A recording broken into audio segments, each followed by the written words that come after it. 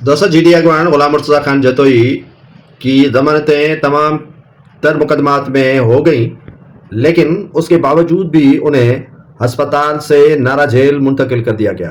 तमाम मुकदमात में उनकी जो बेगम है और उनके छोटे भाई मसरूर खान और कज़न आकिब खान जतोई ज़मानत के दस्तावेज साथ अपने वकील लियाकत जतोई के हमरा पहुंचे, लेकिन जेल इंतज़ामिया ने ऊपर से अहकामात लिए हुए थे और वहीं से उनको जेल भेज दिया गया। जमानतें मिलने के बावजूद भी गुलाम मुर्तज़ा खान जतोई को आज़ादी न मिल सकी।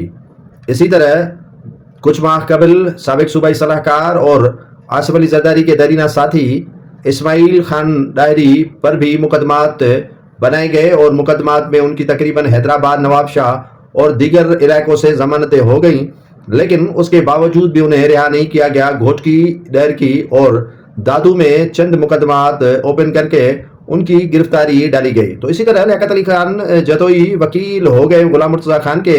तमाम मुकदमात जो ज़ाहिरन उन पर 12 के मुकदमा दर्ज किए गए थे, एंटी करप्शन और दीगर जो मुकदमा थे वो, लेकिन उनकी ज़मानतें इन मुकदमात में तो कंफर्म हो गई। मचल के भी उन्होंने अदालतों में जमा करवाए और रिहाई के लिए आर्डर भी लेकर जो हैदराबाद के कार्डियो वार्ड हॉस्पिटल में पहुंचे, लेकिन वहाँ की इंतज़ामिया ने गुलाम मुर्तज़ा जतोई को उनके वरसा के हवाले करने से इनकार कर दिया और उन्हें दोबारा जेल भेज दिया गया है। अब जेल इंतज़ामिया पता नहीं कौन से जो है वो नए मुकदमे में उनकी गिरफ्तारी शो करती है या उन्हें जो है वो नज़रबंद ही करके जेल में रखा जाता है मुख्तलिफ जो होम मिनिस्टर के अहकामात हैं उन्हीं के तहत।